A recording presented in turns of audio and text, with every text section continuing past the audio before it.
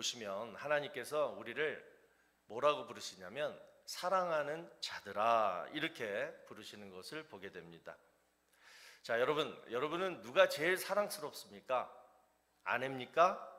남편입니까? 왜 그냥 웃으십니까? 뭐니 해도 우리 자녀들이죠. 내 아들, 내 딸, 또 내 손주들. 생각만 해도 그냥 가슴이 시릴 정도로 우리 자녀들이 사랑스럽습니다. 자, 그런데 오늘 본문 1절을 보시면요. 자, 보시면 본문 1절, 보라 아버지께서 어떠한 사랑을 우리에게 베푸사 하나님의 자녀라 일컬음을 받게 하셨는가? 우리가 그러하도다. 그러니까 우리가 바로 하나님의 자녀, 하나님이 사랑하시는 자녀다, 이 말씀을 지금 하고 있어요. 그러니까 여러분, 우리는 지금 하나님의 사랑을 지금 받고 있다는 거예요. 그걸 느끼십니까? 하나님의 자녀는 아버지의 사랑을 느끼고 살아야 돼요. 그런데 정말 하나님 아버지의 사랑을 여러분 느끼며 사시냐고요.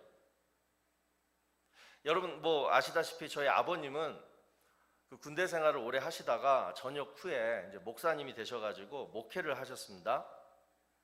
그래서 제가 어렸을 때는 우리 아버지 그림자만 나타나도 그냥 벌벌벌 떨었어요. 그러니까 TV를 보다가 그때 그 수사반장 뭐 그런 거 이렇게 막 보다가 아버지의 그 발걸음은 딱 들려요. 한 100m, 200m 이렇게 떨어져 있어도 들려요. 초인종을 누르시고 딱 들어오는 소리가 들렸다 하면 쏜살같이 저희 5남매가 그냥 다 책상으로 흩어져가지고 공부하는 척들을 했고, 그리고 이제 내무반 검사를 했습니다. 저희 아버님이 방 청소, 책상 정리 칼같이 각 딱 잡아가지고 따다다닥. 또 뭐 교회를 빠졌다, 교회에 성경책을 안 들고 갔다, 또는 뭐 나쁜 친구를 사귀었다, 그런 일은 우리 집에서는 상상조차 할 수 없는 일이었습니다. 자, 그런데 그런 아버지가 갑자기 목사님이 되셨어요. 어떻게 변하셨을까요?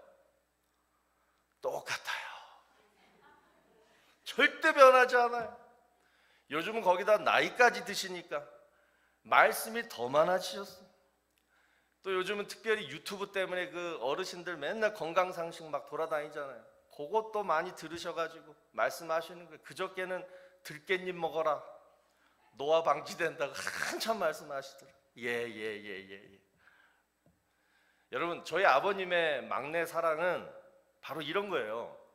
막내 아들이 말을 듣든 말든 항상 간섭하시고 주장하시고 말씀하시는 게 바로 저희 아버님의 사랑 표현이라는 거예요. 여러분, 하나님의 사랑 여러분은 어떻게 느끼십니까? 우리는 내가 기도할 때 하나님이 내 기도를 즉각 응답해 주시거나, 또는 내가 병들었을 때 하나님이 즉각 고쳐주시거나, 또는 사업, 직장일이 잘 되거나, 또는 우리 자녀들 막 그냥 뭐 다 너무 잘 나갈 때, 그럴 때 하나님의 사랑을 느끼죠.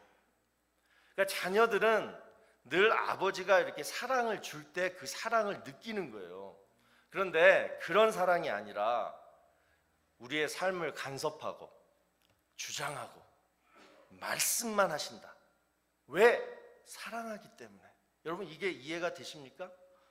그걸 받아들이기가 여러분 힘들죠. 하나님이 나를 사랑하시기 때문에 말씀하시고, 사랑하시기 때문에 내 삶을 간섭하시고, 사랑하시기 때문에 때마다 시마다 그분의 주장을 우리에게 강요하신다. 이걸 우리는 싫어해요. 그냥 아까 얘기한 것처럼 사랑만 베풀어 주세요. 그리고 하나님 제발 저를 사랑 안 해도 되니까 그냥 저 좀 내버려 두세요. 간섭하지 마세요. 잔소리 좀 하지 마세요. 그냥 내 멋대로 살게 해주세요. 이게 솔직한 우리의 마음이라는 거죠. 그런데 여러분, 우리 아버님 사랑과 우리 하나님 사랑은 똑같아요. 우리에게는요, 선택권이 없습니다. 부모님의 사랑도 그렇지만 하나님의 사랑은요, 저항할 수 없는 사랑이에요. 그냥 하루빨리 하나님의 사랑을 받아들여야 한다는 거예요. 여러분, 사랑의 반대말은 미움이 아니라 뭐라 그래요? 무관심이라고 하죠. 그러니까 미움보다 무관심이 더 모질고 차갑다는 거예요. 미움은 여전히 내가 그 사람한테 어느 정도 관심이 있고 어떤 일말의 소망이 있기 때문에 감정적으로 미움이 나와요. 그런데 무관심은 그 어떤 것도 없어요. 내 마음이 그냥 텅 비어 있는 거예요. 그러니까 무섭죠. 또 사랑을 잘못하면 집착이 됩니다. 그러니까 간섭의 정도가 너무 심해요. 거의 막 그냥 구속을 하려고 그래요. 이것은 사랑이 아니라 뭐예요? 정신병이죠. 그러니까 사랑은 뭐다? 그 사람을 믿어주고 그 사람이 좋아하는 것을 함께 좋아해 주는 것을 사랑이라고 합니다. 그러니까 사랑하면 그 사람이 좋아하는 모습을 보기만 해도 그냥 좋은 거예요. 그런데 내가 싫다고 그 사람이 좋아하는 것을 못하게 하면 그것은 사랑이 아니라고 말합니다. 자, 이 공식을 감히 우리 하나님한테 한번 대입해 보자고요. 우리가 평소에 하나님의 사랑, 어떤 사랑일까요? 생각하는 하나님의 사랑이 어떤 사랑일까요? 첫 번째, 무관심. 하나님은 나에 대해서 무관심해. 기도해도 응답 없고 내가 뭘 해도 도와주시지도 않아. 그런 하나님 나 안 믿을래. 우리가 가끔 시험 들면 이런 생각 하잖아요. 또 두 번째로, 하나님은 나한테 너무 집착이 심하셔. 왜 이렇게 나를 구속하는지 모르겠어. 뭐 좀만 내가 잘못하면 바로 그냥 막 벌을 내리시는 것 같고, 남들처럼 그냥 자유롭게 살고 싶은데 맨날 교회 일해라, 저 불쌍한 영혼 좀 잘 좀 돌봐줘라, 늘 무거운 십자가를 나한테 지우시는 하나님, 그런 하나님이 나를 정말 사랑하신다고? 이런 생각을 우리가 하게 됩니다. 그래서 우리는 이렇게 하나님의 사랑을 두 가지, 무관심과 집착으로 오해할 때가 있어요. 그래서 하나님을 사랑하지 않고 늘 하나님을 피하거나 두려워할 때가 많습니다. 자, 그런데 여러분, 하나님은 여러분을 사랑하십니다. 어제 새벽 예배 때 말씀도 드렸지만 믿음이란 뭐냐? 하나님의 사랑을 내가 받아들이는 거예요. 그걸 믿는 게 바로 믿음이에요. 하나님의 사랑을 믿지 않고 뭘 믿겠어요? 교리를 믿습니까? 교회 생활을 믿습니까? 아니에요. 우리가 믿어야 할 것은 하나님의 사랑을 믿는 거예요. 그래서 오늘 말씀하시는 거예요. 사랑하는 자들아. 오늘 여러분, 하나님이 나를 정말 사랑하신다. 그래서 하나님이 나를 사랑하시는 그 방법조차도 내가 마음에 들지 않더라도 간섭하고 주장하고 말씀 봐라, 기도해라, 뭐 이런 잔소리만 하셔도 그래도 그 하나님의 사랑 방법을 내가 받아들이겠다. 왜? 나는 하나님의 사랑하시는 자녀이니까. 이 은혜가 충만하기를 주의 이름으로 축원합니다.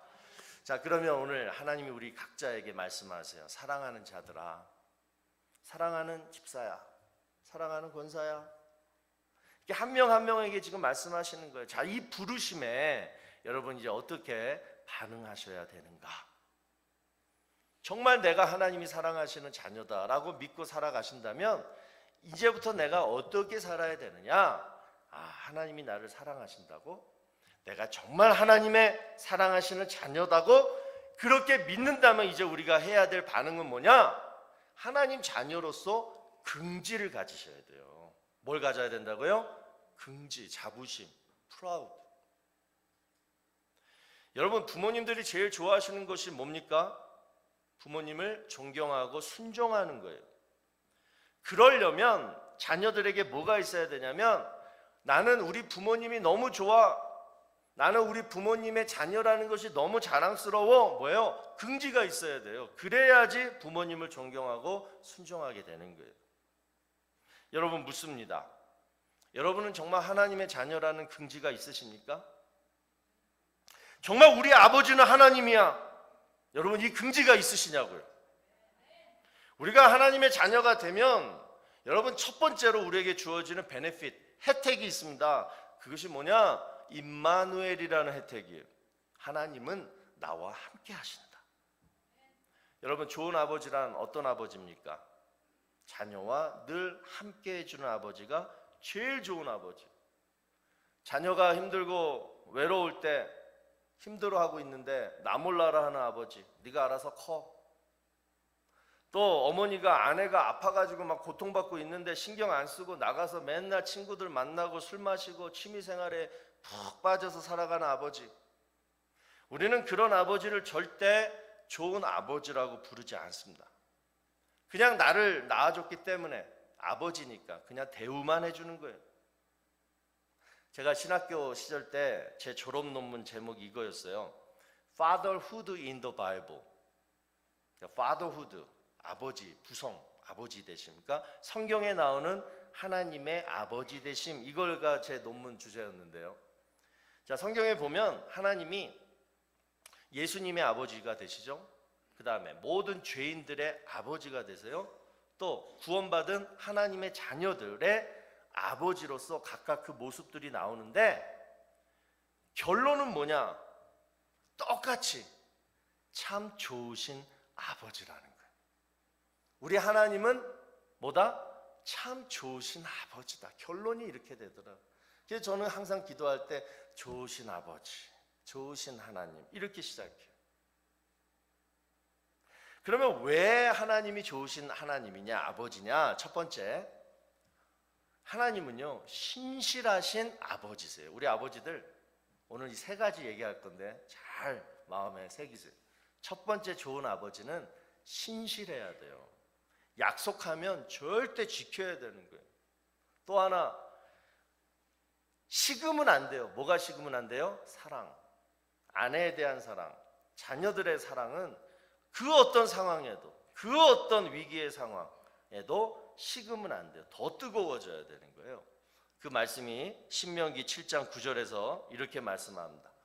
그런즉 너는 알라 오직 내 하나님 여호와는 하나님이시요 신실하신 하나님이시라. 그를 사랑하고 그의 계명을 지키는 자에게는 천대까지, 그다음 뭐라 그래요? 그의 언약을 이행하시며. 하나님의 약속과 사랑은 절대 변하지 않아요. 신실하다. 두 번째, 하나님은 베푸시는 아버지라는 거예요.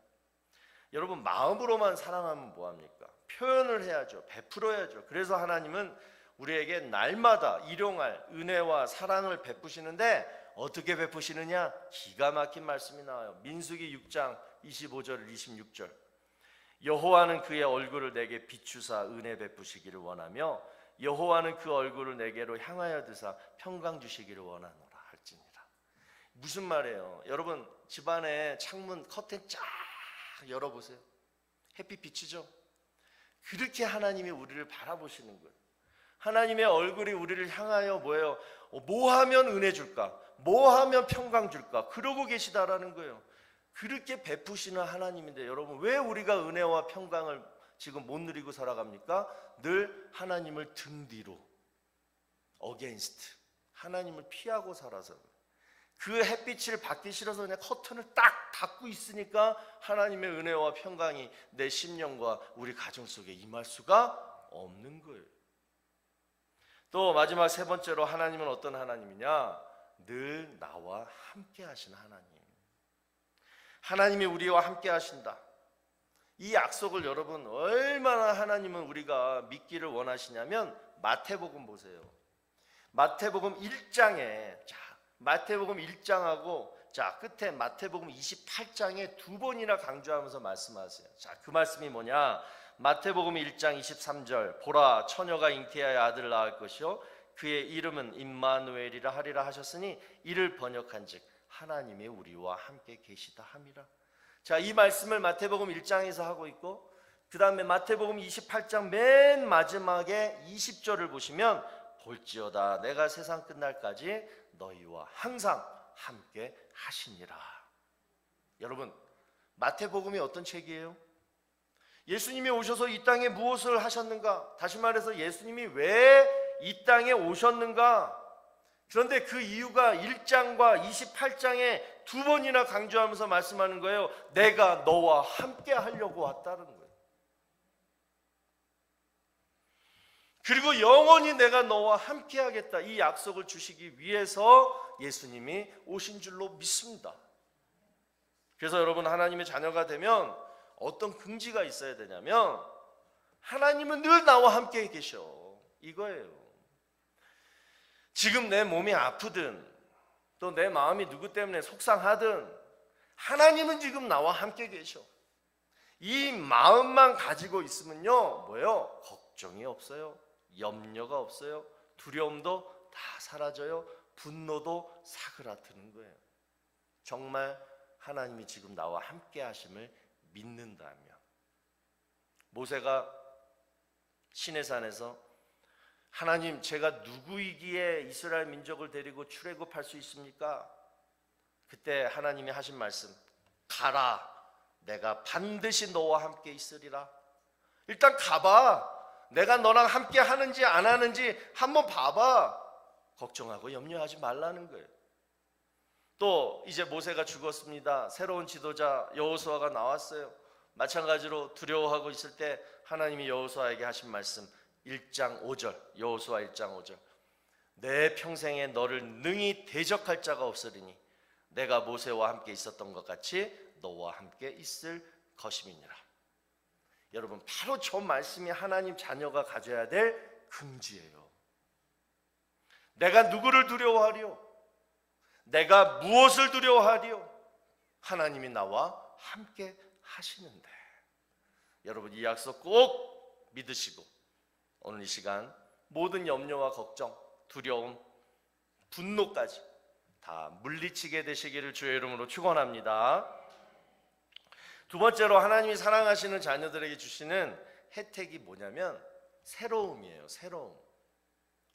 자, 컴퓨터 여러분 다 쓰시잖아요. 근데 요즘 뭐 컴퓨터가 많이 윈도우도 좋아져가지고 자체적으로 해주는 것 같은데, 옛날에는 여러분 컴퓨터가 가끔 막 느려지거나 갑자기 또 이렇게 스탑될 때가 있어요.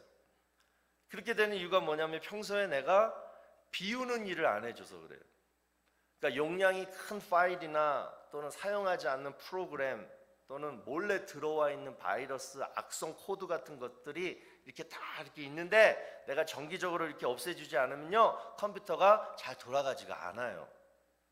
그죠? 우리 하집사님. 그런데 신앙생활도 똑같아요.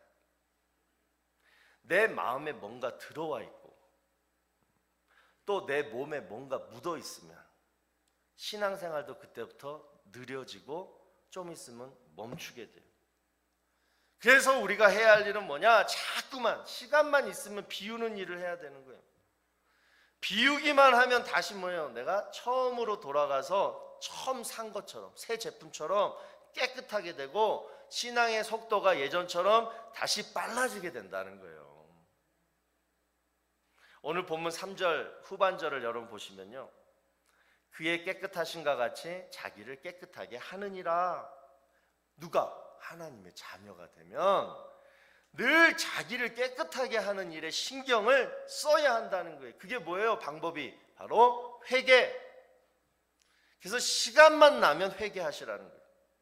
무슨 일만 생기면 회개부터 하시라는 거예요. 하나님, 내가 잘못했습니다. 그러면요, 참 희한한 게 내 마음에 평화가 찾아와요. 육체의 병이 치유가 돼요. 인간관계의 불편함이 눈 녹듯이 싹 녹아요. 그래서 회개는 하나님이 주신, 하나님의 자녀들에게만 주시는 뭐냐?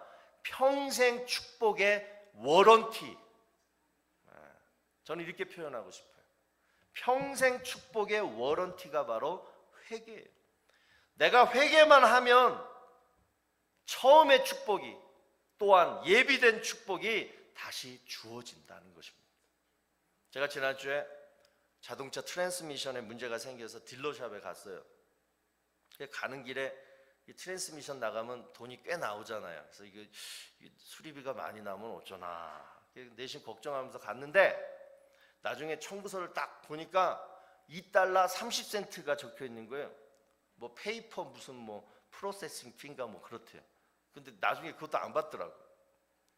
물어봤어요. 왜 공짜로 해주느냐? 그랬더니 뭐예요? 이 차는 특별히 트랜스미션 워런티가 있다. 몇만 마일 이전까지는. 그게 걸린 거예요. 여러분, 내 몸이 상해서 또 내 마음이 상해서 우리도 고장이 날 때가 있어요. 어떻게 해야 할지 몸도 마음도 말을 듣지 않을 때가 있어요. 그럴 때 내가 주체할 수 없으니까, 내가 나를 컨트롤할 수 없으니까 누군가 나를 고쳐줘야 되는데 그 유일한 수단이 뭐냐? 바로 회개라는 거예요. 내가 딜러샵 찾아갔듯이. 분명히 내가 잘못한 것 같지 않은데 억울한 일을 당하고, 그래서 자존심 상하고, 또 분명히 내 몸이 건강한 줄 알았는데 너무 큰 병이 찾아왔을 때, 또 분명히 내 인생에는 앞으로 비극이 없을 줄 알았는데 갑자기 정말 이런 일이? 이런 큰 불행이 찾아올 때, 여러분, 우리는 이런 일을 겪게 되면 반드시 어딘가 고장이 납니다. 그런데 그때 유일한 치유 방법이 뭐라고요? 바로 납작 엎드려서 하나님 잘못했습니다. 다른 거 뭐 이유 따지지 마시고 무조건 하나님 내가 잘못했습니다. 그러는 거예요. 왜 회개가 여러분 치유 방법이 되느냐? 우리가 예수 믿고 하나님의 자녀가 되었다는 것은 무슨 얘기예요? 내 옛사람이 다 죽고 다시 거듭난 새 사람이 되었다는 것을 의미합니다. 새로워졌다는 거예요. 그런데 그 새로워지는 순간에 어떤 일이 있었습니까? 우리는 느낄 수 없었지만 성령님이 내 안에 들어오셨어요. 그리고 그분이 나를 새롭게 해주신 거예요. 옛날에는 생각도 못했던 거를 성령의 은혜와 능력으로 하게 된 거예요. 뭐예요? 하나님이 믿어져요. 할렐루야. 성경 말씀이 믿어지는 거예요. 하나님이 천지를 창조한 게 믿어지는 거예요. 옛날에는 원숭이부터 진화된 줄 알았는데 그것부터 믿어지는 거예요. 그리고 두 번째, 하나님의 은혜를 사모하게 돼요. 옛날에는 늘 내 의지와 내 힘과 능력으로 살았는데 그냥 무릎 꿇고 하나님의 은혜를 사모하는 사람으로 만들어 주셨어요. 그리고 더 하나 주신 게 뭐냐면 바로 회개라는 평생 워런티 딱지를 하나 딱 붙여주시는 거예요. 1년짜리, 3년짜리, 10년짜리 워런티가 아니에요. 또 어느 특정 부분만 고쳐주거나 바꿔주는 워런티가 아니에요. 뭐예요? 평생 모든 것을 다 새롭게 바꿔주는, 고쳐주는, 그래서 새 사람으로 다시 만들어주는 그런 워런티를 성령님이 우리가 거듭날 때 주신 줄로 믿으시기 바랍니다. 그런데 우리가 뭘 하면? 회개를 해야 돼요. 그래야 성령님이 내 안에서 역사해 주신다는 거예요. 그래서 여러분, 우리가 속상해하고 또 아파하고 또 정말 내가 내 자신을 주체할 수 없을 때 빌립보서 4장 13절 말씀을 꼭 기억하게 되시길 바랍니다.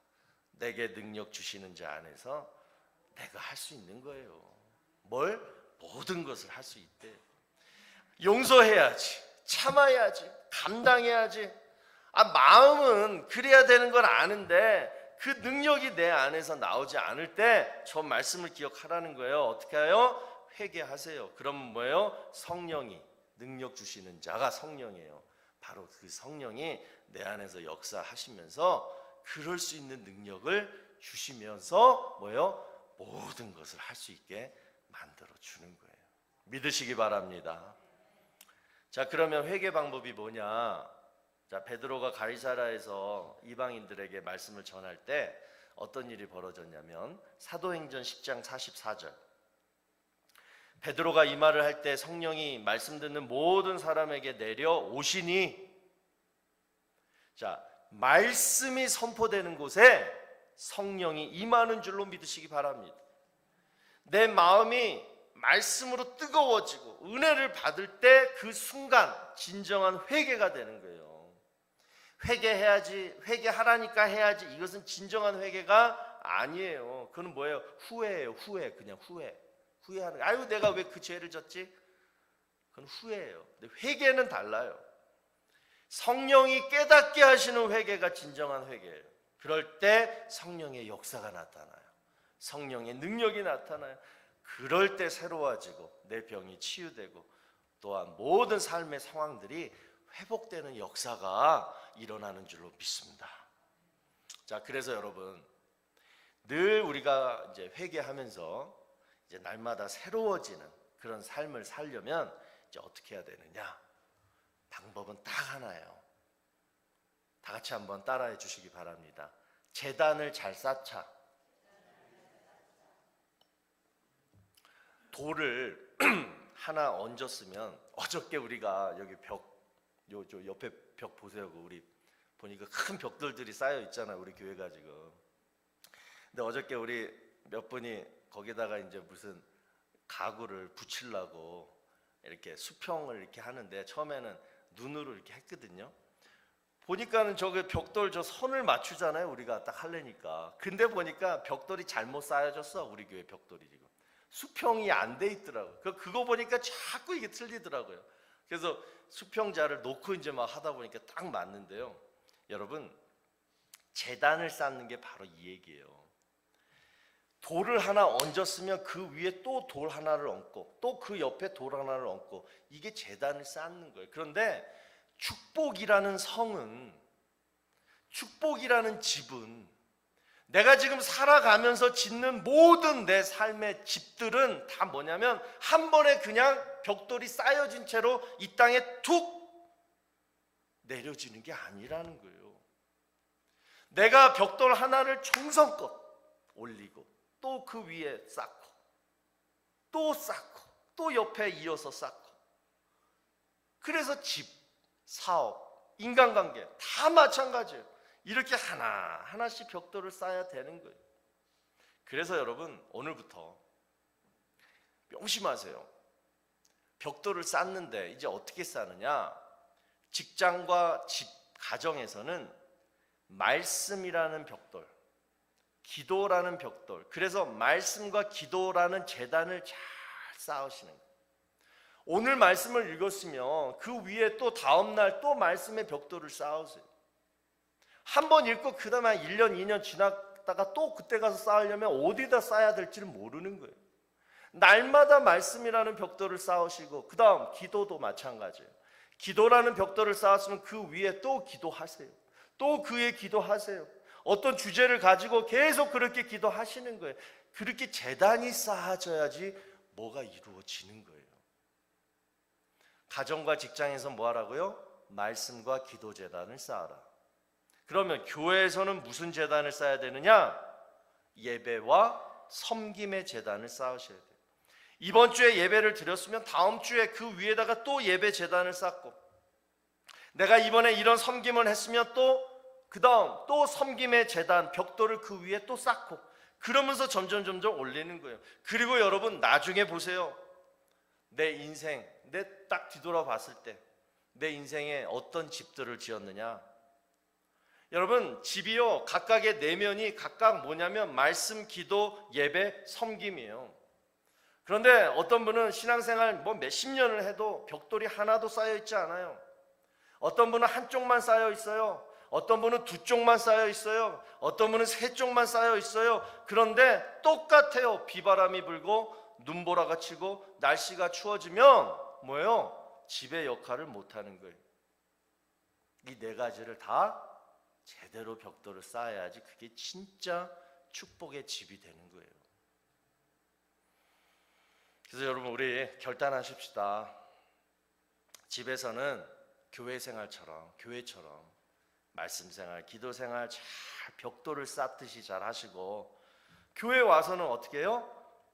우리 다 함께 즐겁게 예배 드리고 섬기고, 지금처럼 우리 교회처럼 그렇게 하면요, 나중에 여러분에게 무슨 일이 생기면요, 피할 데가 생겨요.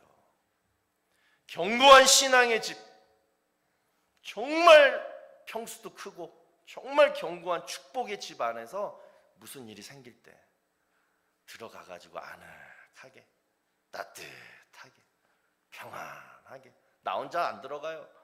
그런 사람은 또 여러 주변에 또 사람들이 많아요. 다 함께 손잡고 까까까까 웃으면서, 그러면서 하나님의 은혜를 경배하는 거예요. 이게 뭐다? 하나님의 자녀다. 우리 이 시간 다 같이 기도할까요?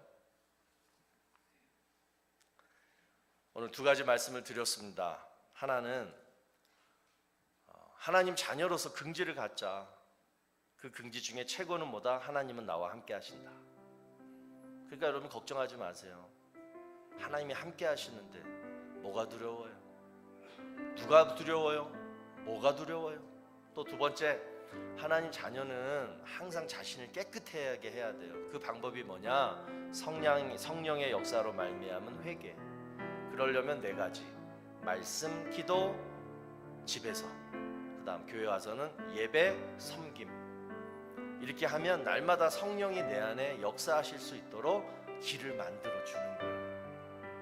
성령님이 알아서 해주세요가 아니라 내가 길을 만들어 주는 거예요. 그리고 성령이 역사하도록 소원하고 기도하고 바라는 거예요. 자, 우리 이 시간 다 같이 기도합시다. 하나님, 제가 이렇게 하나님 자녀처럼 살겠습니다. 결단하며 기도하며 나아가겠습니다.